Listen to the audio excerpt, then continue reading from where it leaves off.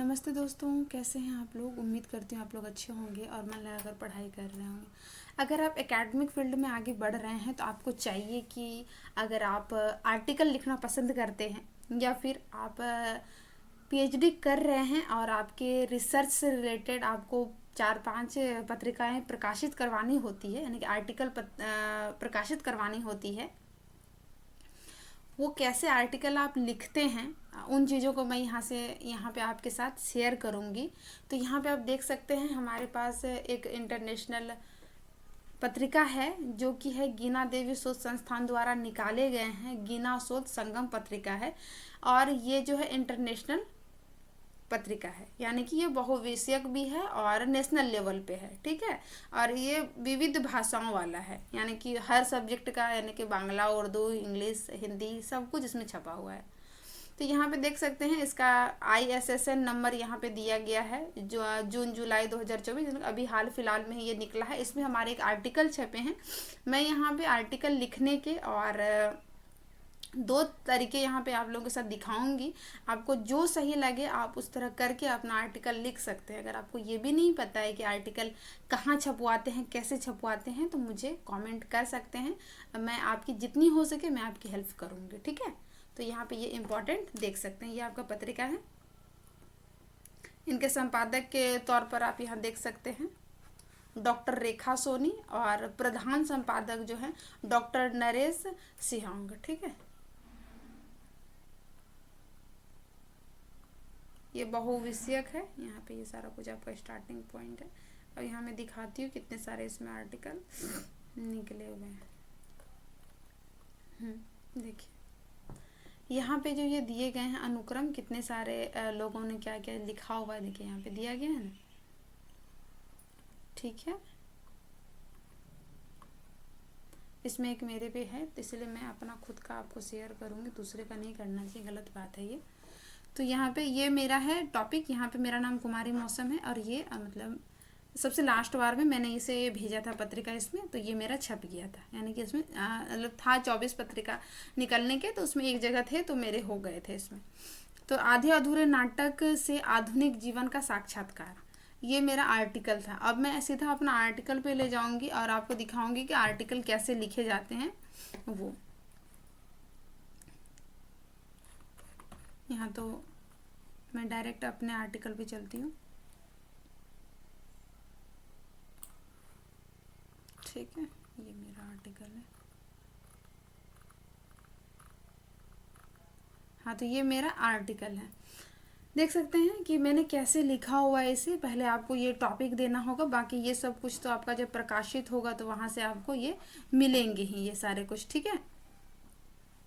ये मैं research scholar हूँ, कहाँ से हूँ, सिद्धू कानू मुर्मू से। और ये मैंने लिखा है कि आधे अधूरे नाटक के आधुनिक जीवन का साक्षात्कार। तो पहले शुरू में जो है ना आपको प्रस्तावना टाइप से लिखना होगा कि आधे अधूरे के बारे में क्या कुछ मतलब स्टार्टिंग टाइम में कैसा उसका निर्देशन वगैरह हुआ है, क्या है, किसी भी टॉपिक के बारे में पहले शुरुआती परिचय जो है वो आपको देना होगा, ठीक है।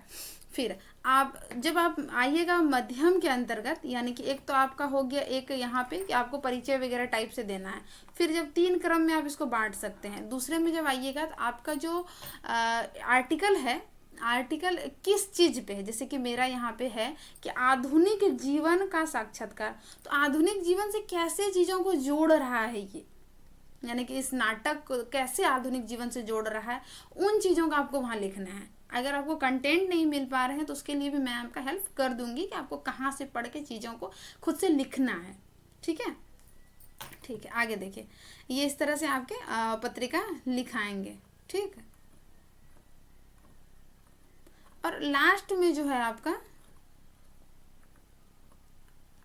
2 हो जाएगा, यानी कि प्रथम आप परिचय वगैरह दीजिएगा।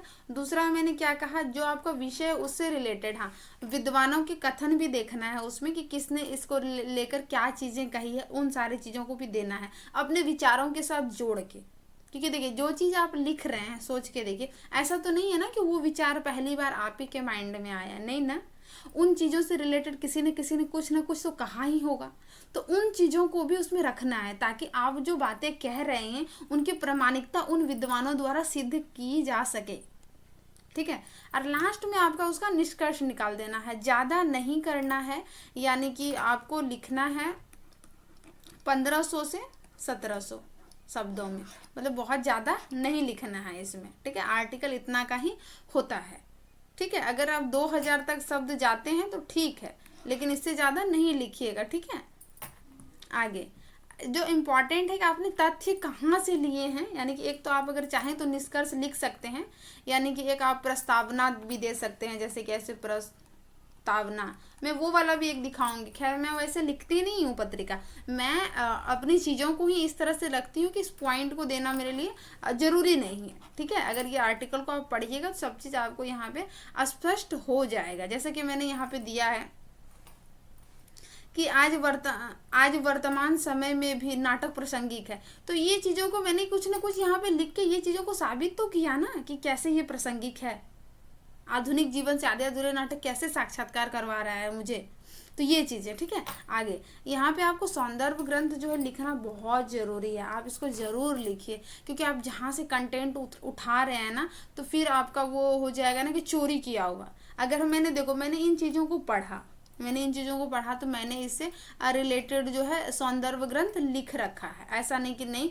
कि मैंने किसी का भी बस कुछ छाप दिया, नहीं। आप जहाँ से भी जो कुछ भी ले रहे हैं तो सौंदर्भ ग्रंथ देके उसको ज़रूर से ज़रूर दीजिए, वो आपके आर्टिकल को बहुत ही सुंदर बनाता है और इन चीज़ों को भी साबित करता है कि आपने परफेक्ट उसमें मेहनत की है, ठीक है। तो इस तरह से आपको लिखना है 3 भागों में बांट के। पहला परिचय दे दीजिए, दूसरा क्या आप लिखने जा रहे हैं उसमें क्या कुछ और इम्पोर्टेंट है वो, ठीक है।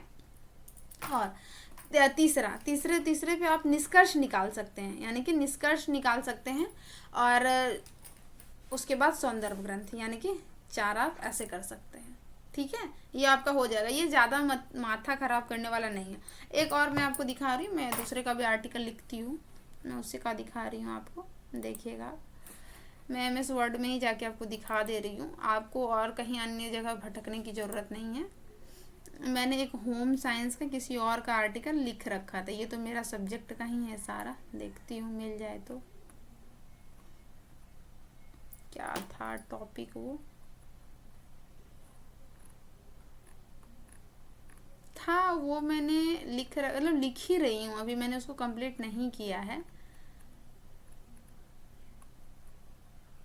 मिल जाओ बाबा।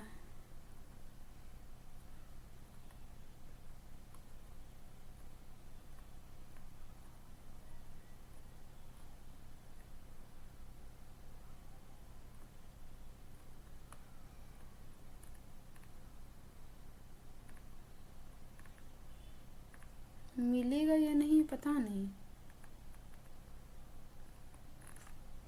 ये तो गलत बात है।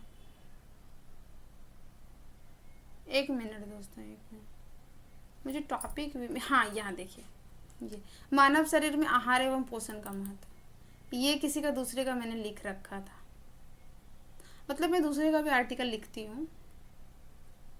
देखिए ये इनका है, ये इनका छपने वाला है, छपा नहीं है अभी, तो मैं यहाँ पे दिखा रही हूँ कि देखिए इस टाइप से भी आप लिख सकते हैं। जैसे कि देखिए यहाँ पे मैंने प्रस्तावना दे रखा है ना, ये तो इसमें नहीं चलेगा शायद MS वर्ड में, खैर आप यहाँ से देख लीजिए। यहाँ पे जो ये प्रस्तावना दी है, देखो ये देखिए, ये टॉपिक हो गया हमारा, ये गृह विज्ञान का मैंने ही लिखा है, दूसरे का भी लिखती हूँ मैं। तो देखिए यहाँ पे एक प्रस्तावना टाइप से दे दिया ना, कि परिचय प्रस्तावना एक ही हुआ, ठीक है। उसके बाद प्रस्तावना देने के बाद उसका परिचय दे दिए, प्रस्तावना को देके फिर परिचय दे दिए, ठीक है। परिचय आप यहाँ पे नहीं भी लिख सकते थे, ठीक है, यानी यहाँ पर प्रस्तावना दे दिए, यहाँ पे आप परिचय दे सकते हैं, नहीं भी दे सकते हैं, मध्य चीज़ों को यहाँ पे आप लिख सकते हैं, ठीक है।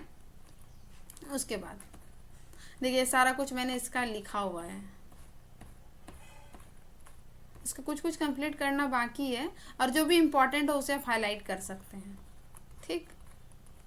देखिए लास्ट में मैंने निष्कर्ष दिया है ना, 3 भागों में भी लिखिए ना, वो हो जाएगा आपका। और उसके बाद जो है मैंने इसको कंप्लीट नहीं किया पूरा भी, ये कुछ सौंदर्भ ग्रंथ सूची वगैरह आप जहाँ से चीज़ों को उठाएं वो आप दे दीजिए, तो वो आपका हो जाएगा वहाँ से, ठीक है। अगर आपको नहीं आ रहा है लिखने में तो आप मुझे कमेंट कीजिएगा, मैं हो सके तो और एक्सप्लेन करके बताऊंगी। मैंने यहाँ पे कोशिश किया है जितना हो पाए उतना चीज़ों को यहाँ पे बताने का कोशिश किया है, ठीक है।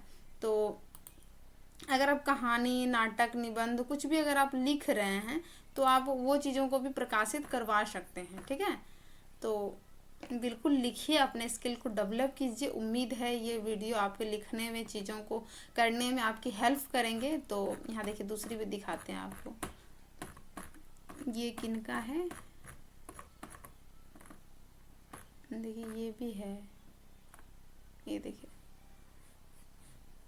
ये कोई लिखे हुए हैं, देखो इन्होंने सारांश से शुरू किया है, सारांश से शुरू किया है ना, देखिए प्रस्तावना दिया है। ठीक है, देखिए चीज़ों को हाईलाइट किया है ना, देखिए प्रस्तावना, परिचय, ये सब दे भी सकते हैं, नहीं भी दे सकते हैं, लेकिन आप दे दीजिएगा तो ज़्यादा सुंदर दिखेगा। मैंने उसमें बहुत जल्दीबाजी में लिखा था अपना आर्टिकल। मैं एक दूसरा आर्टिकल भी दिखाऊंगी, उसमें भी मैंने सारा परिचय वगैरह ये सारा कुछ इसमें दे रखा। देखिए एक दो और मैं दिखा दे रही हूँ।